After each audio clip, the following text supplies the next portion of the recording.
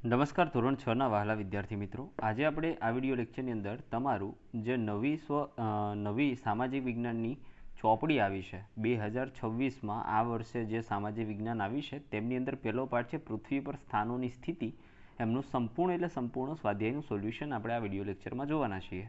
સાથે સાથે એક વાત કરી દઉં, નીચે ડિસ્ક્રિપ્શન બોક્સની અંદર અન્ય વિષયના સ્વાધ્યાયના સોલ્યુશનની તથા સામાજિક વિજ્ઞાન વિષયના અન્ય પાઠના સ્વાધ્યાય સોલ્યુશનની લિંક નીચે ડિસ્ક્રિપ્શનમાં મળી જશે અને પીડીએફ જોઈતી હોય તો એમના માટે લિંક પણ મળી જશે. તો પહેલો પ્રશ્ન છે પ્રવૃત્તિ અને પ્રોજેક્ટની વાત કરીએ તો એમાં પહેલું આ પાઠ્યપુસ્તકમાં પ્રકરણ 5માં પાના નંબર 76 પર અને આકૃતિ નંબર 5.2 પર પાછા ફરીએ તો માપપટ્ટી 2.5 સેમી બરાબર 500 કિલોમીટર લઈએ તો નર્મદા નદીના મુખ ત્રિકોણથી ગંગા નદીના મુખ ત્રિકોણ સુધીની વાસ્તવિક અંતર આપણે ગણવાનું છે.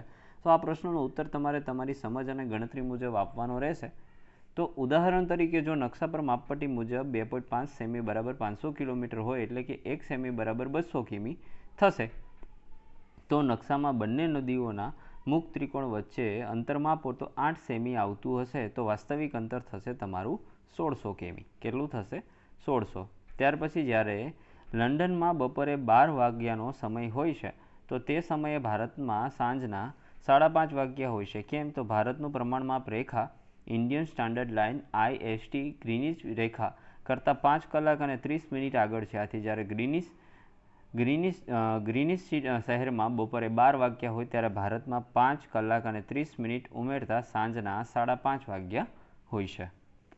ત્રીજું છે આપણા નકશામાં રોડ સંજ્ઞાઓ અને રંગોની જરૂર શા માટે હોય? તો નકશામાં વાસ્તવિક ઇમારતો કે ભૌગોલિક તત્વોને નાના ચિત્રો દ્વારા દર્શાવવા માટે રોડ સંજ્ઞાઓ વપરાય છે.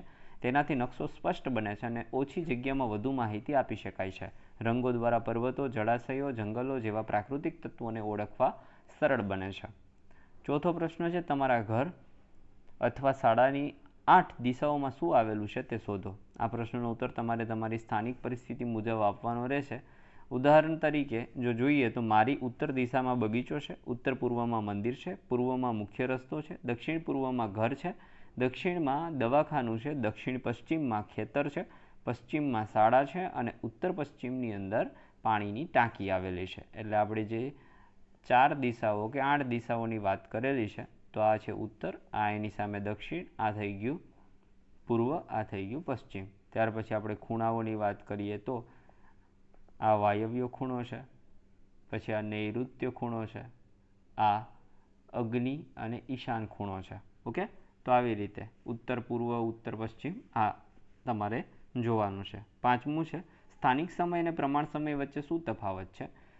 જૂથમાં ચર્ચા કરો અને પછી દરેક જૂથ 100 થી 150 શબ્દમાં જવાબ લખે. સ્થાનિક સમય કોઈપણ સ્થળ પર સૂર્યના સ્થાન મુજબ નક્કી થતા સમયને સ્થાનિક સમય કહે છે. દરેક રેખાંશ પર સ્થાનિક સમય અલગ હોય છે. પ્રમાણ સમયની વાત કરીએ તો દેશના મોટાભાગના વિસ્તારોમાં સમયની એક સૂત્રતા જળવાઈ રહે તે માટે મધ્યમાંથી પસાર થતી રેખાના આધાર માપીને નક્કી કરાયેલા સમયને પ્રમાણ સમય કહેવાય છે. ભારતમાં 82.5 ડિગ્રી પૂર્વ રેખાંશને પ્રમાણ સમય રેખા ગણવામાં આવેલી છે, જે અલ્હાબાદ શહેરમાંથી પસાર થાય છે. છઠ્ઠું છે દિલ્હી અને બેંગલુરુના અક્ષાંશ ક્રમાંક 29 અક્ષાંશ ઉત્તર અને 13 અક્ષાંશ ઉત્તર છે અને તેમના રેખાંશ લગભગ સમાન હોય છે. 77 ડિગ્રી પૂર્વ. બંને શહેરો વચ્ચેના સ્થાનિક સમયમાં કેટલો તફાવત હોય? જો બંને સ્થળોના રેખાંશ 77 અંશ પૂર્વ જ હોય તો તેના સ્થાનિક સમયમાં કોઈ તફાવત રહેતો નથી. બંને સ્થળોએ સૂર્ય બરાબર માથા પર એક સમયે આવશે. સાતમો જે પ્રશ્ન છે